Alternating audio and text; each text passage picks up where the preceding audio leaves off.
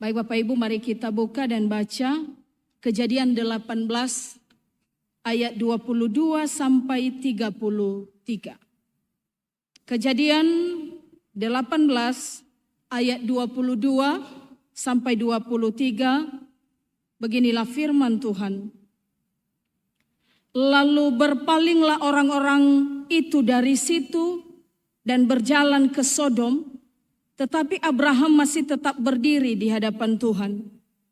Abraham datang mendekat dan berkata, "Apakah engkau akan melenyapkan orang benar bersama-sama dengan orang fasik? Bagaimana sekiranya ada 50 orang benar dalam kota itu? Apakah engkau akan melenyapkan tempat itu dan tidakkah engkau akan mengampuninya karena ke-50 orang benar yang ada di dalamnya itu? Jauhlah kiranya daripadamu untuk berbuat demikian, membunuh orang benar bersama-sama dengan orang fasik, sehingga orang benar itu seolah-olah sama dengan orang fasik. Jauhlah kiranya yang demikian daripadamu. Masakan hakim segenap bumi tidak menghukum dengan adil? Tuhan berfirman, jika kudapati 50 orang benar dalam kota Sodom, aku akan mengampuni seluruh tempat itu karena mereka." Abraham menyahut, "Sesungguhnya aku telah memberanikan diri berkata kepada Tuhan, walaupun aku debu dan abu. Sekiranya kurang 5 orang dari ke-50 orang benar itu, apakah engkau akan memusnahkan seluruh kota itu karena yang 5 itu? Firman-Nya, aku tidak memusnahkannya jika kudapati 45 di sana." Lagi Abraham melanjutkan perkataannya kepadanya, "Sekiranya 40 didapati di sana." Firman-Nya, aku tidak akan berbuat demikian karena yang 40 itu. Katanya, "Janganlah kiranya Tuhan murka kalau aku berkata sekali lagi. Sekiranya 30 didapati di sana." Firman-Nya, aku tidak akan berbuat demikian jika kudapati 30 di sana. Katanya, "Sesungguhnya aku telah memberanikan diri berkata kepada Tuhan, sekiranya 20 didapati di sana." Firman-Nya, aku tidak akan memusnahkannya karena yang 20 itu. Katanya, "Janganlah kiranya Tuhan murka kalau aku berkata lagi sekali ini saja, sekiranya 10 didapati di sana." Firman-Nya, aku tidak akan memusnahkannya karena yang 10 itu. Lalu pergilah Tuhan setelah ia selesai berfirman kepada Abraham, dan kembalilah Abraham ke tempat tinggalnya. Sedemikian jauh pembacaan firman Tuhan. Shalom. Mungkin kita pernah dan sering mendengar ora et labora. Ternyata ora et labora ini adalah peribahasa sekaligus semboyan yang berasal dari tradisi monastik, baik di barat maupun di timur. Dan dalam tradisi tersebut, doa dan kerja menentukan irama hidup para rabi pada waktu itu. Kerja dengan tangan diberi tempat dalam keseluruhan hidup membiara.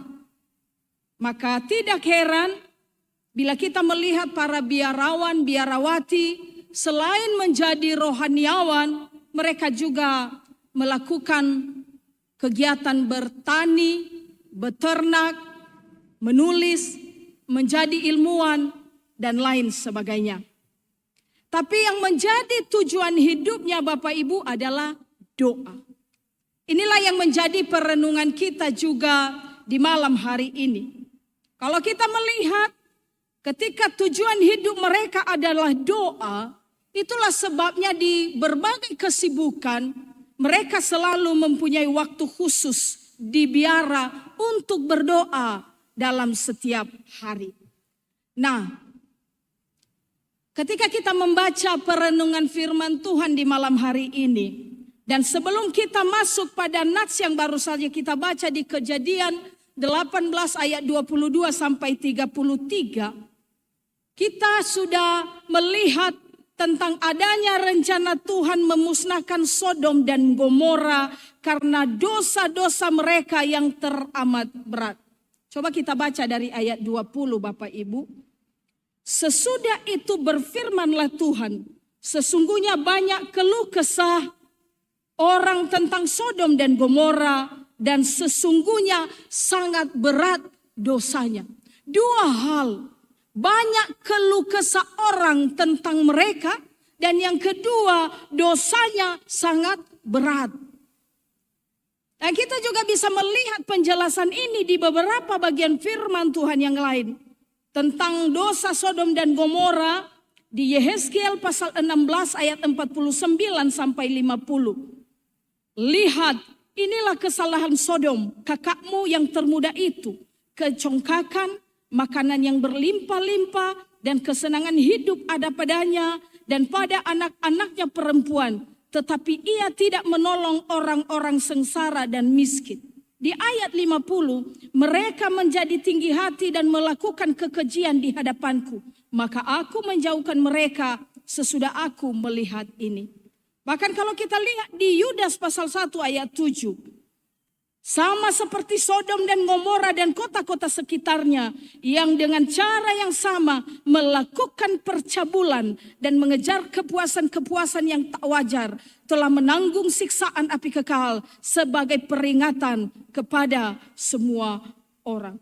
Bapak Ibu, dosa-dosa mereka, yaitu sebagaimana dicatat dalam beberapa ayat firman Tuhan, lalu disimpulkan di pasal 19 ayat 5. Mereka berseru kepada Lot, di manakah orang yang datang kepadamu malam ini? Bawalah mereka keluar kepada kami supaya kami pakai mereka. Begitu kompleksnya perbuatan mereka.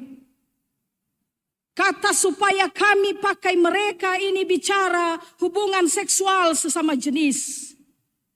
Ditambah dengan kesenangan-kesenangan heteroseksual dan kanibalisme yang mereka lakukan. Maka kota Sodom dan Gomora diwarnai dengan praktik kehidupan yang penuh dengan kedurjanaan. Yang telah membuat orang-orang di sekitar mereka berkeluh kesah. Dan karena itu, Bapak Ibu, menurut Tuhan mereka patut mendapatkan hukuman yang setimpal. Tapi kita lihat di sini, Abraham begitu dekat dengan Allah dan dia beruntung. Sebab Allah sendiri berkenan memberitahukan rencananya menghukum Sodom dan Gomora. Bahkan Allah punya alasan kuat untuk melenyapkan kota itu. Ia beritahu kepada Abraham. Tapi Allah bukanlah pribadi yang kaku dan dingin. Ia adalah Allah yang mau mendengarkan. Kita sering mendengar istilah Allah itu adalah Allah yang adil. Siapa yang bersalah, siapa yang berdosa pasti dihukum. Tapi Allah itu juga adalah Allah yang kasih. Masih ada pengampunan bagi mereka yang mau memperbaiki diri. Dari percakapan antara Tuhan dengan Abraham, kita bisa menangkap bahwa Allah bersedia mendengar. Tapi juga tidak hanya berkata-kata. Allah benar-benar mau mendengarkan bahwa tidak semua penduduk Sodom dan Gomora dibinasakan. Tapi dengan catatan ketika didapatinya di sana ada mereka yang masih takut akan Tuhan. Seperti inilah Allah menunjukkan kemurahannya walaupun pada akhirnya Bapak Ibu tidak sampai 10 orang. Karena hanya Lot dan kedua anak perempuannya yang sungguh takut Tuhan. Tapi coba kita lihat percakapan dari hati ke hati antara Allah dengan Abraham terjadi. Apa yang terjadi dalam dialog, dalam negosiasi, dalam percakapan itu? Ada permohonan, ada kerendahan hati, ada permohonan yang luar biasa di luar dari kebutuhan pribadi Abraham sendiri, yaitu kasihnya kepada Sodom dan Gomora. Dan ada permohonan yang selaras dengan kehendak Tuhan. Sampai 6 kali Abraham meminta dan bernegosiasi. Coba Bapak Ibu nanti hitung dalam apa yang sudah kita baca. Dan di ayat 27 dia katakan, walaupun aku debu dan abu. Dalam negosiasi tersebut, tetap dengan kerendahan hatinya tanpa mengurangi dan menghilangkan kemuliaan Tuhan. Inilah doa yang begitu indah. Dan Tuhan mengajak kita, Tuhan mengajak saya, Bapak Ibu, saudara-saudari, belajar seperti Abraham. untuk dapat mengungkapkan isi hati dan harapan, keinginan tanpa ragu untuk ditolak. Tapi tentu kita sudah layak datang kepadanya. Kehidupan berdoa adalah kehidupan yang indah untuk kita nyatakan dalam hidup kita. Tidak ada orang yang tidak bisa berdoa. Tidak ada orang yang tidak tahu berdoa. Yang ada adalah orang yang tidak membiasakan diri berdoa. Sudahkah Bapak Ibu menjadikan doa sebagai gaya hidup? Ketika Bapak Ibu datang ke tempat ini, adakah Bapak Ibu menyerahkan Bapak Ibu hidupnya di dalam tangan Tuhan dalam doa untuk datang ke tempat ini? Atau jangan-jangan doa itu hanya menjadi sebuah formalitas, beizile? Sudahkah doa itu menjadi gaya hidup di dalam keluarga-keluarga kita? Atau kita dengan berbagai alasan kesibukan, pekerjaan, tidak punya waktu. Sekali lagi Bapak Ibu, tidak ada orang yang tidak bisa berdoa dan tidak ada orang yang tidak tahu berdoa. Yang ada adalah orang yang tidak membiasakan diri untuk berdoa. Karena apa? Doa tidak membutuhkan kemampuan intelektual. Doa tidak membutuhkan tata bahasa yang tinggi. Contohlah doa syafaat Abraham pada hari ini. Bila dibandingkan dengan kehidupan masyarakat sekarang, memang kita tidak bisa memungkiri. Doa sudah bukan hal yang penting. Justru pekerjaan yang menjadi penentu dan tujuan hidup orang. Sehingga doa harus mencari tempatnya sendiri di tengah-tengah kesibukan kerja. Malam ini renungan kita mengajarkan kita beberapa hal. Yang pertama, menjadikan doa sebagai nafas hidup dan helaan nafas kita. Kalau Allah merespon doa-doa kita dengan menyatakan kemurahannya, maka kita harus menyambut respon Allah tersebut dengan ketaatan pada kehendaknya. Nah, ini sejalan, kita sudah mendengarkan tadi pembacaan baik pembacaan pertama dalam Mazmur 25 ayat 1 sampai 10, doa Daud yang meminta dituntun dalam perjalanan kehidupannya. Meminta kehendak-kehendak Tuhan yang menjadi patron di dalam kehidupannya. Lalu begitu pula dalam pembacaan kedua, Matius 6 ayat 9 sampai 13, yang kita terkenal dengan bagian dari doa Bapa kami. Bahwa ketaatan kita tampak dari sikap kita meminta dalam berdoa. Ketaatan kita sesuai kebutuhan dan tidak memaksakan kehendak pada Tuhan. Karena Tuhan sebagai Bapa harus kita imani, kita percayai dan yakini. Tahu memberi yang terbaik kepada anak-anaknya. Bapa tidak pernah memberikan ular beracun kepada anak-anak yang meminta roti. Amin. Doa bukanlah monolog, tapi doa adalah dialog. Maka Allah menghendaki respon kita dalam menaati kehendaknya. Tuhan mengerti saya, Bapak Ibu, saudara-saudari, dan Dia tahu apa yang terbaik untuk kita. Lalu yang kedua, dengan doa kita menjadi berkat bagi dunia. Belajar dari apa yang dilakukan Abraham melalui doa syafaatnya untuk Sodom. Ketika dia bernegosiasi dengan Tuhan dalam dialog ini. Bapak Ibu, dia bukan kompromi dengan dosa Sodom dan Gomora ya. Dia tidak mentolerir dosa Sodom dan Gomora. Tapi sebagaimana visi BNKP yang pernah dibuat, teguh dalam persekutuan dan menjadi berkat bagi dunia.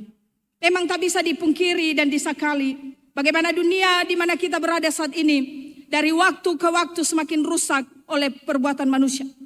Termasuk kita para anak-anak Tuhan, termasuk kita para hamba-hamba Tuhan tidak terkecuali.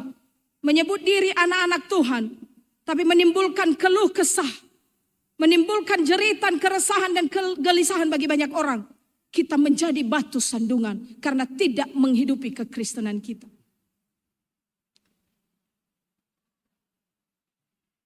Falsafah yang paling saya ingat, Oyazitebai Banononia, tergerus oleh perkembangan zaman dan kecanggihan teknologi. TikTok, FYP sorotan, atau apalagi media sosial membuat kita menormalisasi segala dosa yang melampaui batas-batas norma dan moralitas. No luntur sa falsafah da ira ama ira ina. Dosa seks, perselingkuhan, LGBT yang dikenal sekarang LGBTQ. Si mana salua ba Sodom. Apalagi dengan perkembangan zaman, kecanggihan teknologi, maraknya media sosial yang tidak bisa dibendung. Sadar atau tidak sadar membuat kita melewati sekali lagi batas-batas norma, moralitas, bahkan aturan-aturan keagamaan. Manusia yang satu bukan lagi teman bagi manusia yang lain. Manusia yang satu bukan lagi menjadi sahabat bagi manusia yang lain. Melainkan lawan yang harus dihancurkan dan dimakan. Judi online yang merusak hidup anak-anak Tuhan. Yang merusak keluarga-keluarga Kristen. Dan masih banyak lagi bentuk-bentuk dosa yang mengakibatkan murka Allah atas kita. Murka Allah atas anak-anak Tuhan, atas hamba-hamba Tuhan. Ingat Bapak Ibu, kita dipanggil dan diutus untuk hidup menjadi berkat. Sekali lagi, bukan artinya Abraham kompromi dengan dosa Sodom. Tapi kita lihat ada kasih dan kepedulian di dalamnya. Bapak Ibu, kita diajarkan hari ini dalam kasih dan kepedulian. Doakan suamimu, doakan istrimu. Kalau suamimu terus dengan kebejatannya, terus dengan hal-hal yang menyakiti hatimu. Kalau istrimu terus juga di dalam segala hal-hal yang tidak berkenan, doakan dia untuk pertobatannya. Jangan tinggalkan dia dan jangan doakan kehancurannya. Bapak Ibu, doakan anak-anakmu, kenakalan, kebandelan di masa kini yang mungkin membuatmu nyaris putus asa dan menyerah. Jangan tinggalkan dan biarkan dia di dalam kehancuran dan murka Allah. Doakan dia.